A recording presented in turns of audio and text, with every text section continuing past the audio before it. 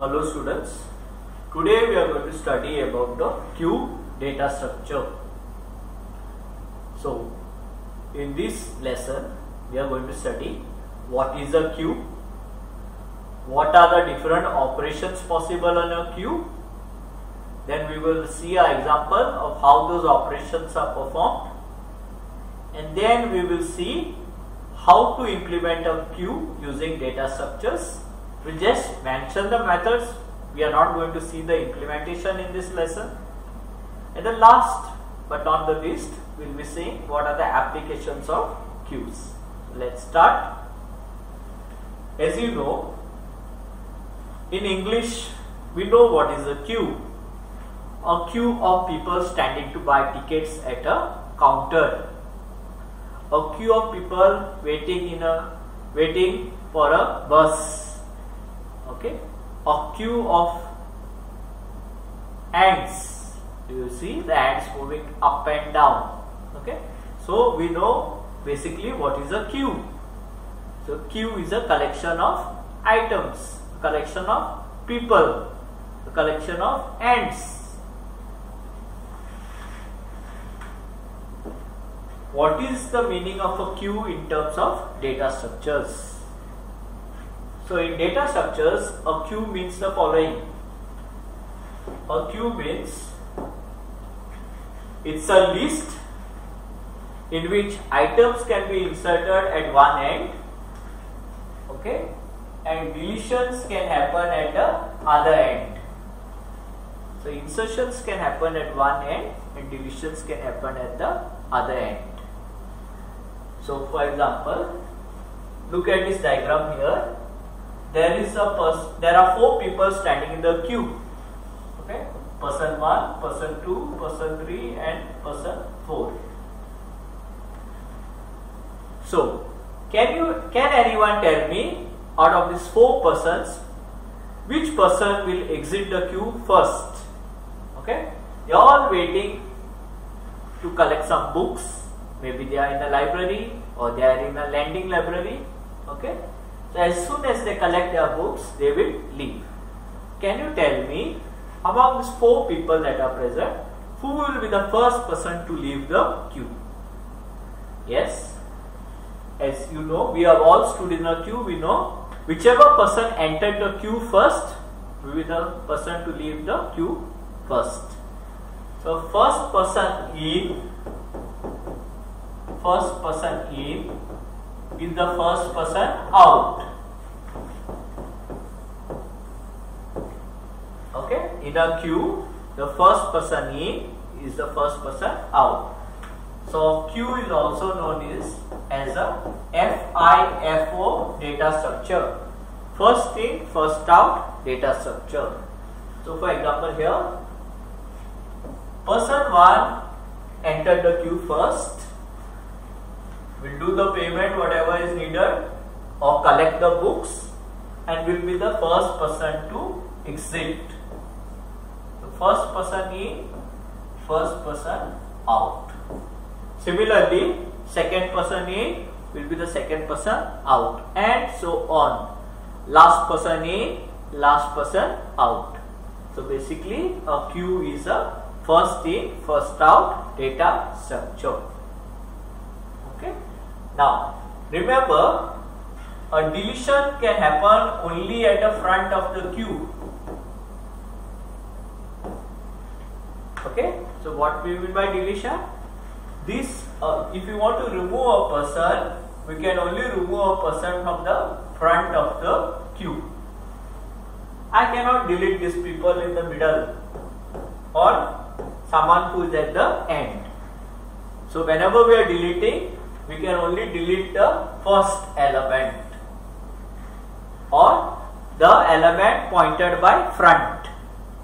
So more correctly, always we can delete the element who is at the front, who is first.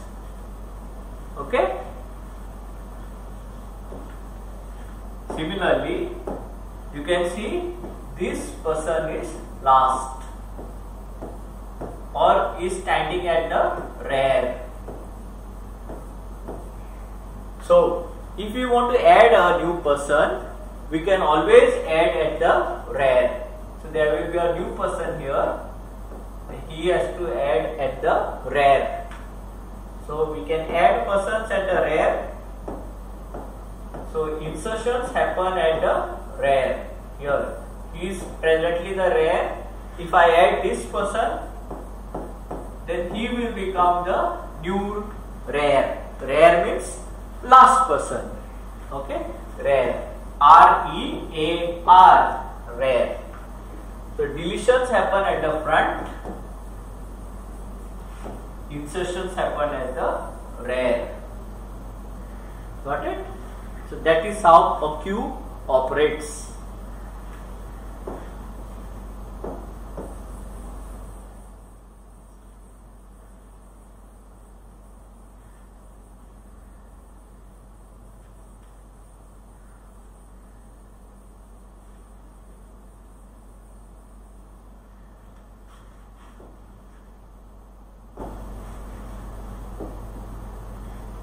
So here you can just read what I just said. Queue is a first in first out data structure. The elements are stored in the order of insertion, and clients can be added only at the end. End means rear of the queue, rear, and elements can be removed only at the front of the queue. Okay, remember this. Front is used for deletion, rear is used for insertion.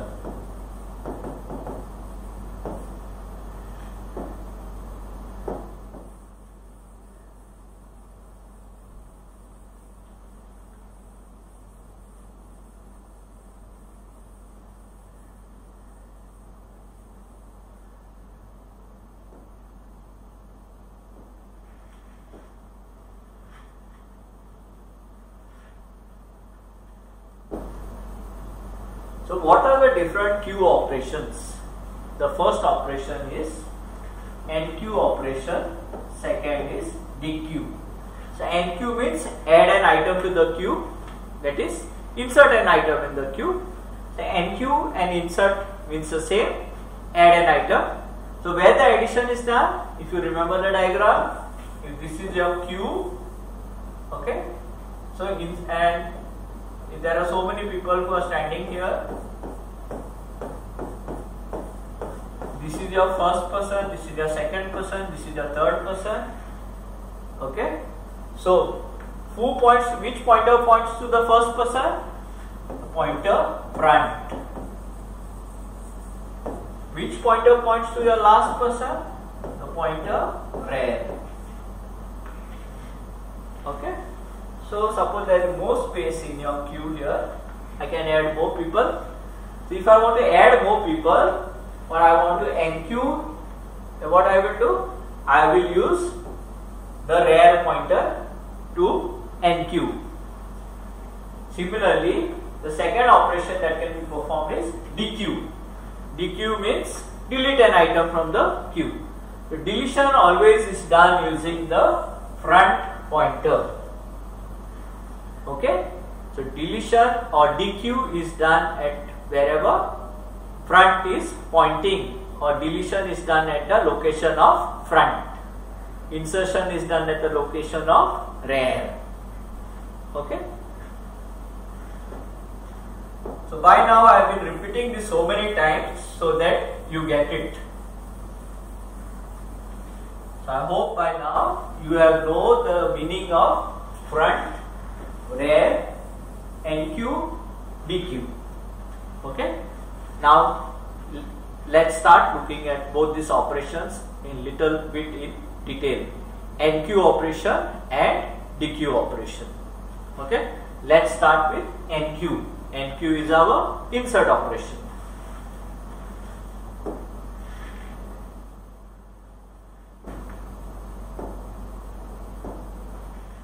So here, as you can see, for our insert operation, we are going to use a queue. Okay, a queue. it is the place where we will store the data. Then we are going to use a pointer var. It represents the location where the element is inserted. So wherever var is pointing or wherever var is located, there our element will be inserted. Next we use front. It represents the location where the element is to be removed. The front represents the location from where the element will be removed. Then next variable is n. So n is the maximum size of the queue. We cannot have an infinite queue in our computers.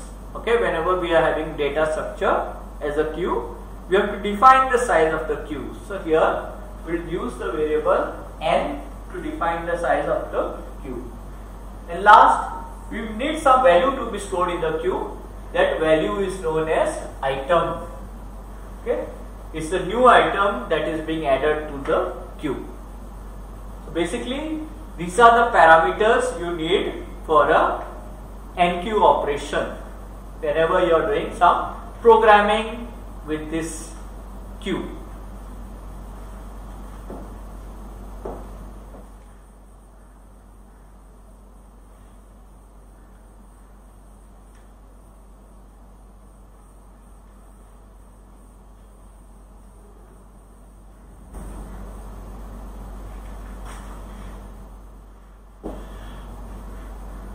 So these are the steps, this is the algorithm you can say for the enqueue operation. So initially we set the value of front and var equal to -1. Okay, we set the value of front and var equal to -1. Then we check the first step. Okay, so this is just the initial. Then we start with our first. If var is equal to n-1, so suppose we are having a queue like this.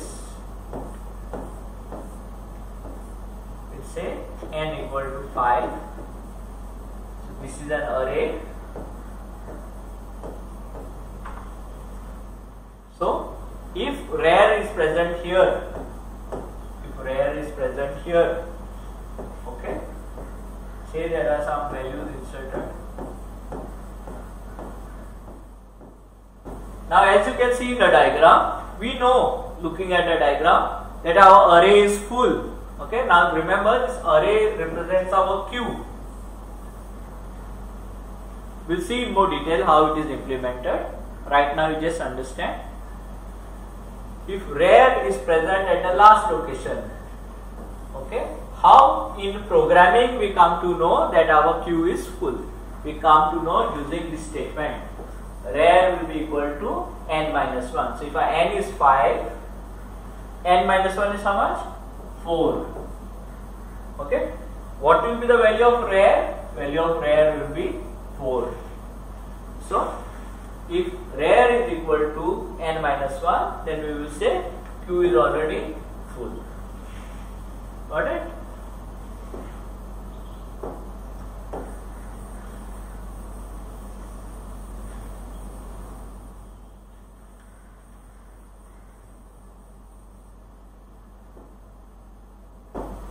If queue is not full, then what we do?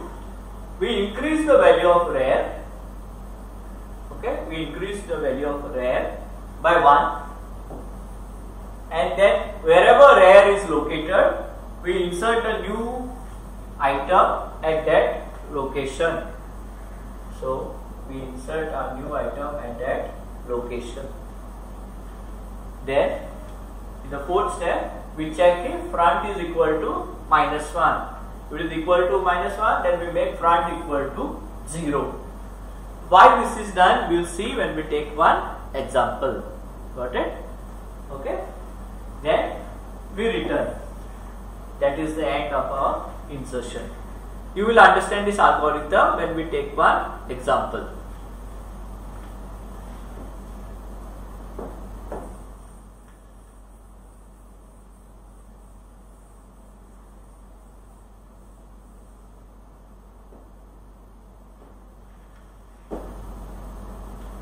let's look at an example.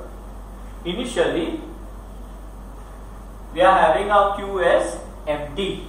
So you can see here, our initially queue is empty. Okay, we are defined a queue of size 5. The n is equal to 5. We are implementing a queue using arrays.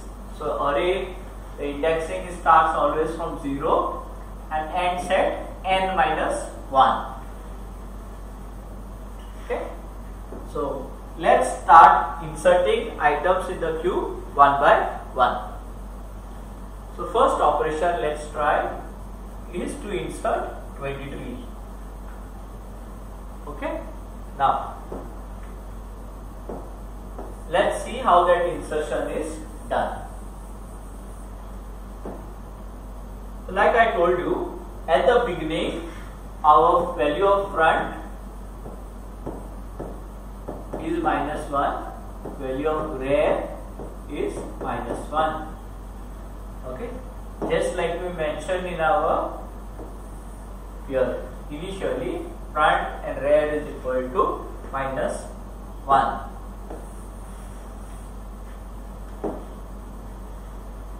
Okay, so that is what we have written here. Front and rear is equal to -1. So that is the initial condition. Next, we are trying to insert now 23. So according to our algorithm, 23 is nothing but item. So this is our item. Okay. Then our next step is to check if rear is equal to n minus 1. So value of rear is how much? -1. What is n minus 1? N is 5. What is n minus 1? 4. So is this true? No, it is not true. So rear is -1, n minus 1 is 4. It is not equal.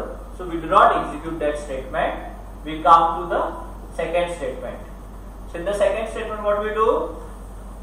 We increase the value of rear by 1. So rear equal to rear plus 1. When you add plus 1 here to rear, what is the value? Rear will become equal to 0. So that means rear is now at index 0. Okay, rear will be at index 0.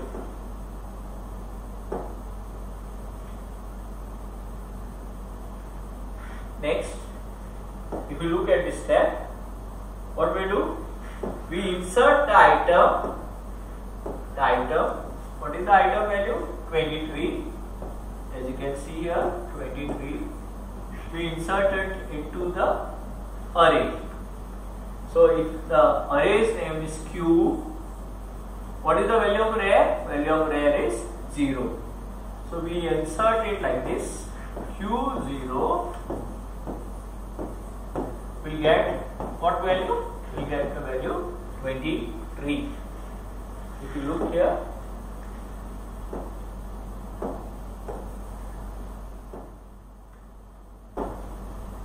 Q0, that is here, got the value 23 and rear's value is 0. Rear's value is 0. Okay. Go back to the algorithm. Go to the next step. What is the value of front? Is it equal to -1? Yes. If it is equal to -1, what have to make? Make front equal to 0. Since value of front is equal to -1, you are making front value as 0. Therefore, you get front here. Front is equal to 0. Okay. I'll tell you the logic why we are doing that.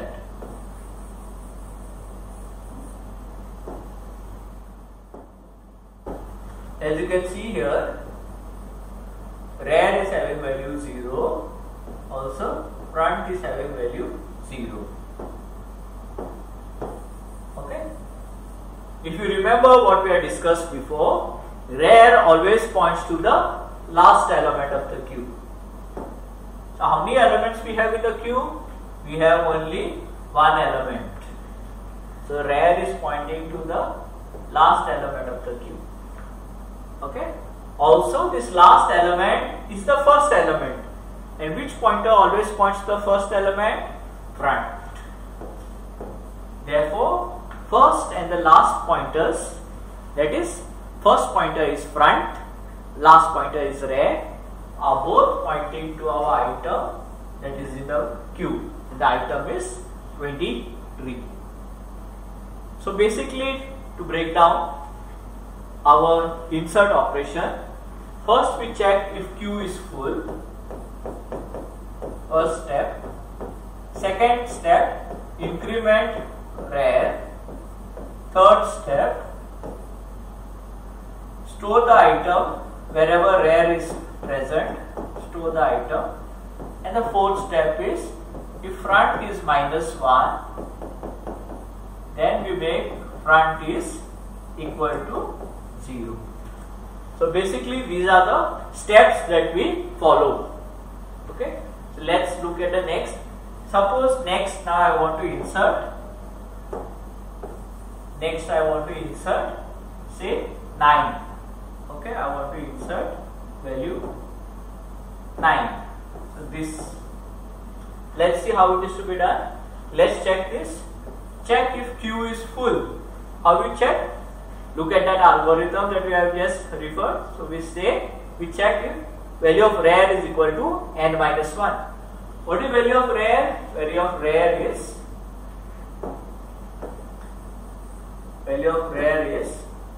presently 0. Okay. So it is not equal to n minus 1. So this is not true. Queue is not full. What you do? Go to the second step. Increment rare. When you increment rare, 0 plus 1 will be equal to 1. That means this rare now will shift here. Rare. It will shift to this value 1. Okay. So you can see here in this diagram, rare is present at the first. Okay. Once rare has been shifted, you insert your item. So this is your item. So what was the item you are trying to insert? 9. So 9 will be inserted where rare is present, at the location of rare.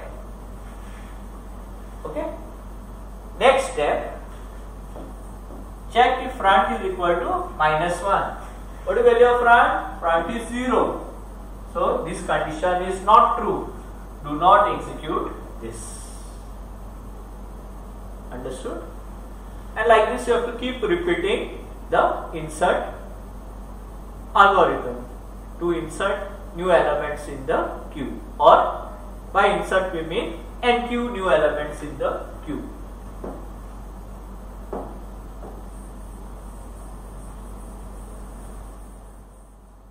So suppose I want to insert one more element.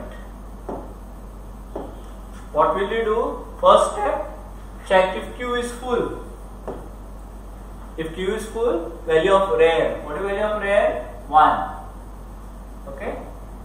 Value of rare is 1. Let me write it down here. Value of rare is 1. Value of rare is 1. That should be equal to n minus 1 if the queue is full. But it is not true. Queue is not full. Okay. So go to the second step. Increment rare. When you increment rare, now rare will become 2. 1 plus 1. You increment it by only one value. So it will become 2. That means rare, which was having the value 1, will shift to 2. As you can see here, rare is having the value 2. In the next step, whatever is present, your item, what item you want to insert now? 777. So you will insert it at location 2. So 777 will be inserted at a location 2, pointed by rare. Third step, next step, you will check if front is equal to -1. What is value of front? Value of front is 0. As you can see here, value of front is 0. So does anything change here? No. If this was -1, then you would have made it as 0. But nothing changes here. Okay. So that completes one more MQ. So as you can see here,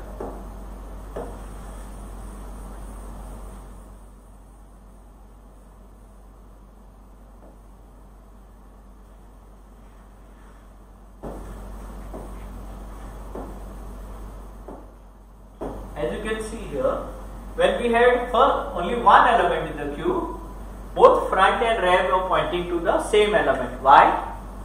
Because 23 here was the last element in the queue, therefore rear was there pointing to it with value 0, and it was also the first element, therefore front was also pointing to it with the value 0. Similarly, when we added one more element, which is the first element in the queue? 23. Therefore, front remains here with the value 0. Okay, as you can see here. And rear points to the last element. Which is the last element? Last element is 9. So, rear points to 9 with the value, rear's value is 1. So, what is stored at the location 1 in the array? 9 is stored.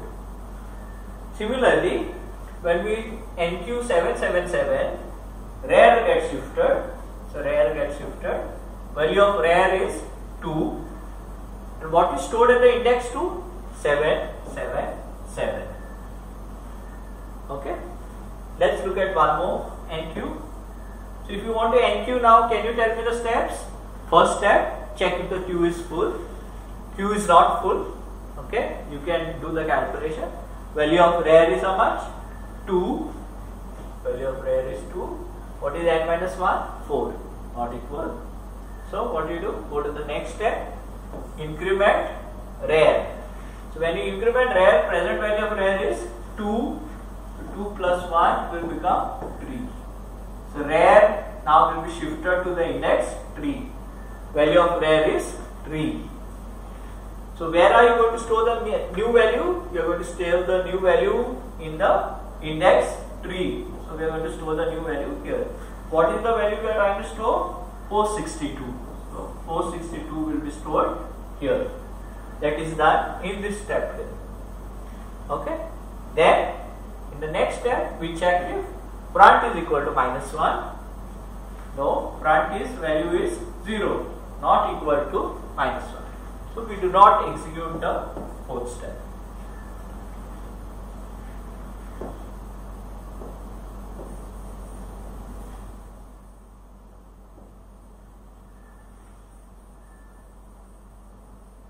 Let's try one more last time NQ. If we try to insert, say now 300. Okay. So what you will do? Check if queue is full. Is the queue full? No. There is one empty location.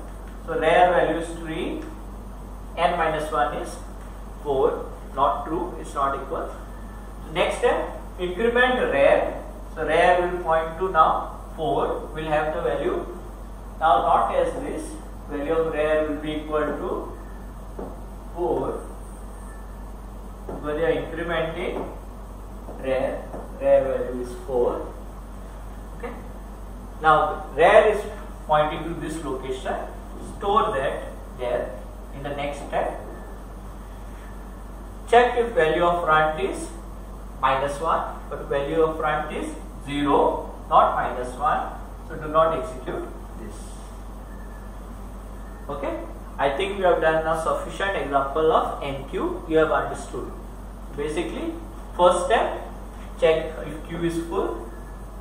If queue is full, you say it is full and stop the program. Second step, if queue is not full, then you increment the value of rear. So if rear was present here, you will take it to the next location. Okay, next location here. So it is new insertion will happen here. Then insert the item at the new location here, suppose for example, and last step, check if front is equal to -1. If front is equal to -1, you will make front equal to 0.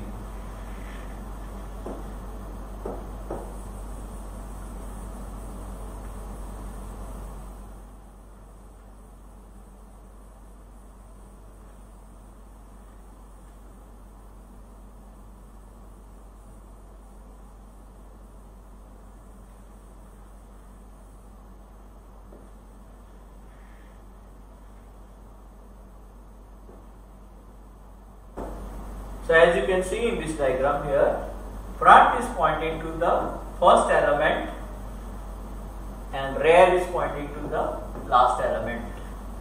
Okay, 23 was the first element to be inserted, so front is pointing to 23, and 300 was the last element to be inserted, so rear is pointing to 300.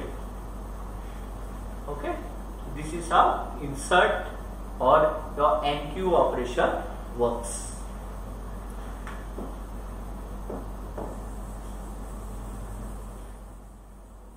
Now what will happen if we try to insert one more element? As you can see here on the diagram, visually the queue is full. The queue is full.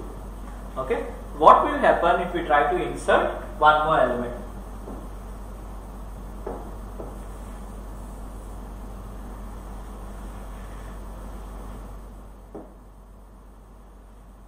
So for example, we try to insert 88.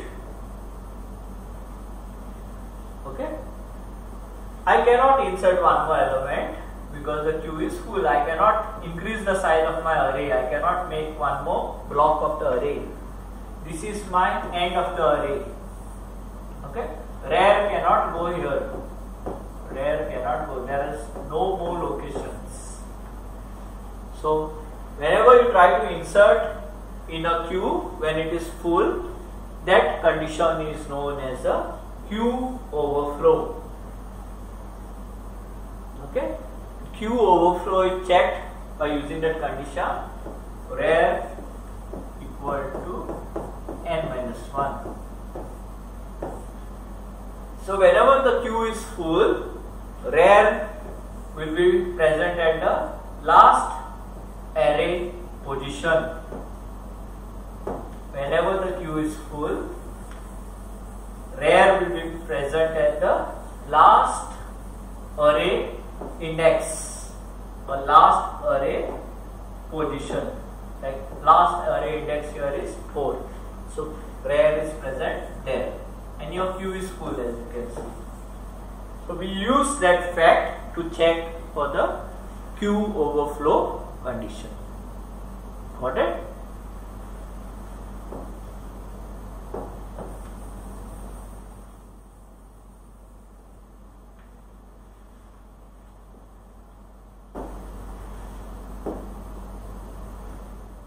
Next, let's look how to do the dequeue operation. Dequeue operation means delete an item from the queue. So these are the data structures basically you need. These are the parameters in the function. The queue, where the data is present, rear points to is the location where the item is inserted, front is the location from where the item is removed, and then you are having the item. So this will store the data that is deleted.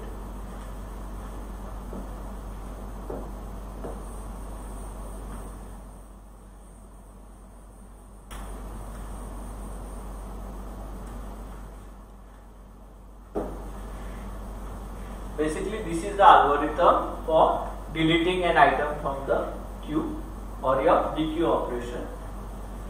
So we check if front is equal to -1. If front is equal to -1, then we say queue underflow and we return. Okay, that means the queue is empty. When the queue is empty, you are still trying to delete. If the queue is empty, how can you delete anything? So basically you can't. So that is what we are checking here. Next, whatever value we are deleting, we store it in the variable item. Whatever value we are deleting is always be pointed by the pointer front. So we extract that value, what we are deleting, store in the variable item. Okay. Once we have deleted, we move the front pointer by value 1. So it goes one position in the forward direction. Next, we check if value of front is equal to rear. If value of front becomes equal to value of rear, that means our queue is empty.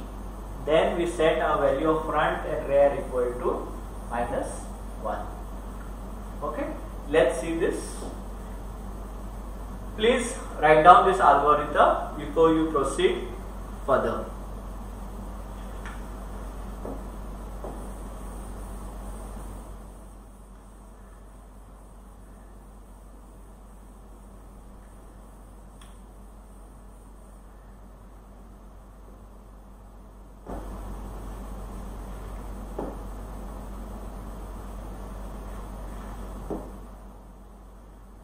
So let's take the same example we have taken for NQ.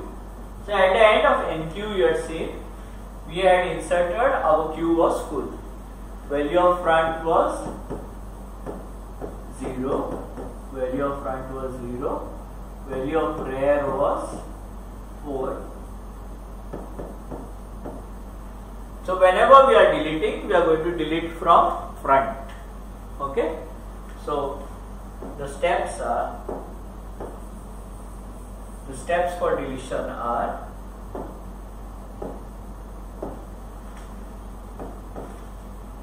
check here front equal to -1. That means if front is equal to -1, it means queue is empty. Second one, store in item whatever is present at queue front. Store in item whatever is present in queue front. Third step, increment front by 1. Front will be incremented by 1. And fourth step, check if front is equal to rear. In that case, front equal to rear equal to -1. So basically this is what is the DQ operation. So let's see it. First we check if front is equal to -1. Is it equal to -1? No, it is not equal to -1. Go to the second step. Okay. Extract the item. So we are extracting this item 23. Okay. It is present at Q front. So the name of this array is Q. So Q front will be stored like this. Q front. Q front. Okay. What is value of front? Value of front is 0. So if you replace that, it will become Q0. What is stored at array Q0? Value is 23. So we are going to extract the value 23. And when we extract that value, we are going to store it in the variable item. Okay. So if you are going to delete this, nothing will be present here. Who will be our new first element in the queue? The new first element in the queue will be 9. So is front present at 9? No, front is not present at 9. Therefore, we increase the value of front. We increase the value of front so that front points to the new first element. So in the next step, front value is increased by 1. So front value will become 0 plus 1 equal to 1. Okay. So that means front will shift from 0 to, now it will have the value 1. As you can see here, front is having the value 1. Okay, and as you can see here, 23 has been deleted. There is no 23 here. We have deleted it.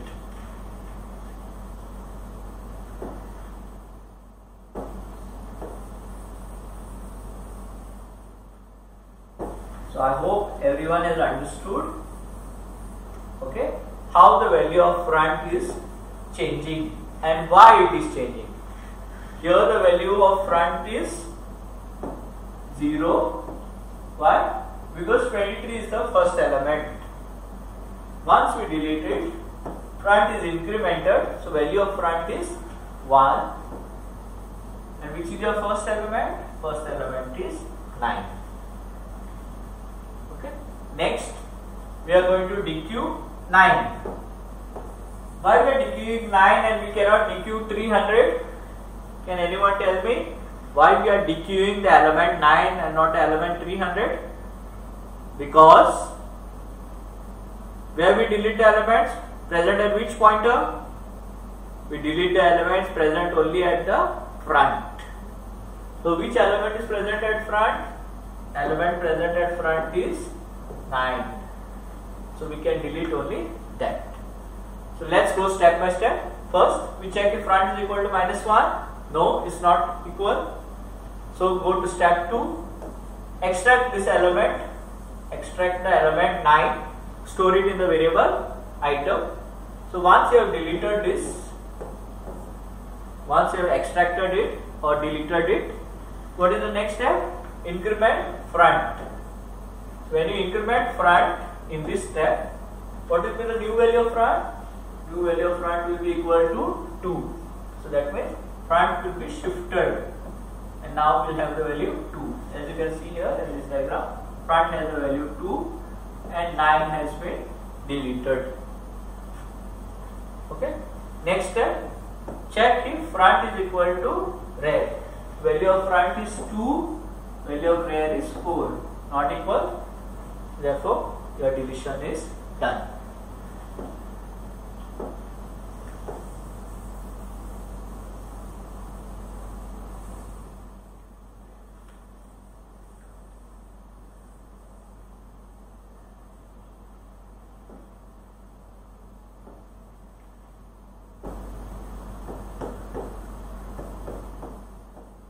Let's do one more deletion.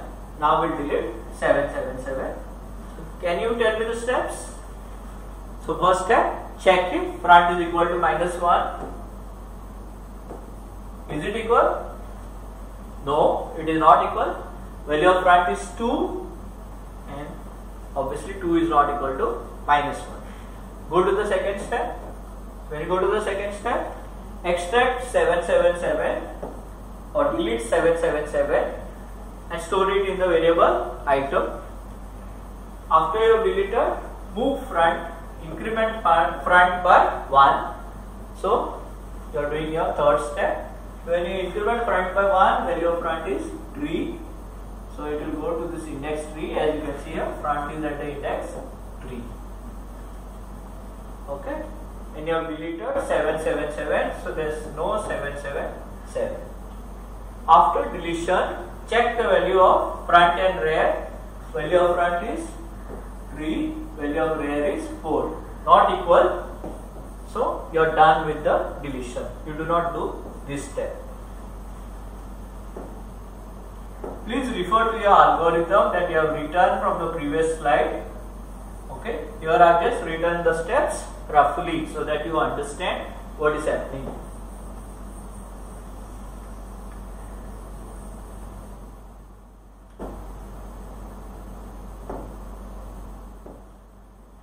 Present value of front is 3, present value of rear is 4. So as you can see now, there is only one element that is left. So if we delete this, if we delete that, what will happen? Okay, sorry. After this step, let's do this. Delete 462. So if we delete 462, check if value of front is equal to -1. Not true. value of front is tree is not equal to -1. Next, delete this value. So second step, delete this value. Third step, increment the value of front. So when you increment the value of front will be equal to 4. Value of front will be equal to 4. As you can see here, front is also equal to 4 and rear is also equal to 4. And 462 has got deleted. Okay. Next, check if value of front,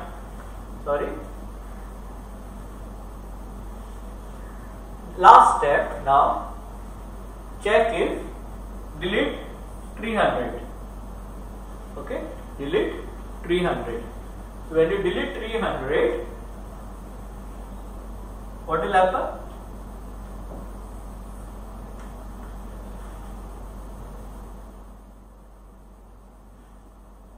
When you delete 300, what will happen? Okay, your queue will become empty. You can try it out. The queue will become empty. And when your queue becomes empty, the value of front and rear should be equal to -1. Okay. If you try to delete from an empty queue, what will happen? That condition is known as a stack. This is a queue, so it will be known as a queue underflow condition. So queue underflow condition happens when you try to delete from an empty queue. So these are the different ways in which you can implement a queue using programming in data structures. So you can implement a queue using an array, like how I showed you today, using an array, or you can implement a queue using linked list. Okay. In future lessons, we'll see how to do programming using queues using arrays and queues using linked list. So this is the major drawback of queues using array: memory wastage. So what we mean by that is, I'll show you with the example. You can just read through this.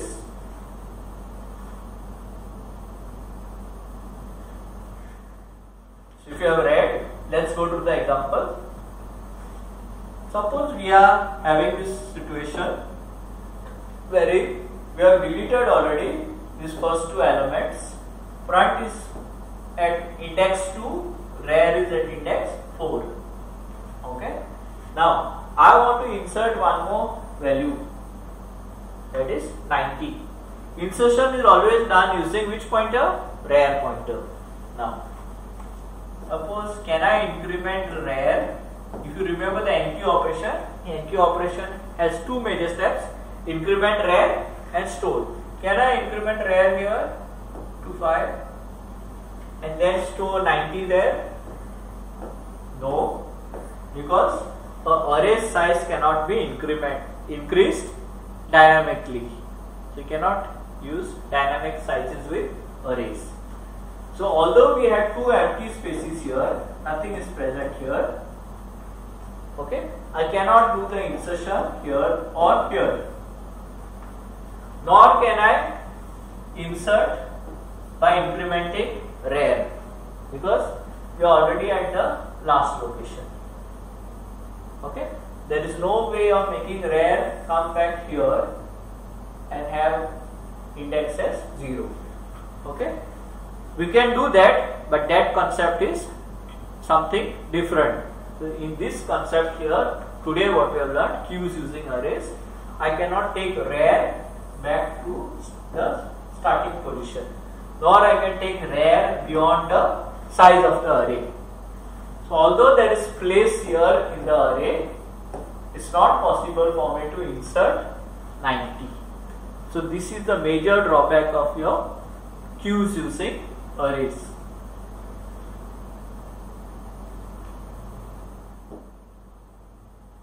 So these are some of the applications of queues. So we can use queues in operating systems, a queue of print jobs, queue of programs. It It could be queue of data packets to be sent, or in programming also we can use queues, modeling a line of customers, storing a queue of computations, or in real world also we use queues. People on an escalator or waiting for a line or in a line, cars at a gas station to fill petrol, they are waiting in a queue. Okay, so basically there are many more applications. I have just listed a few.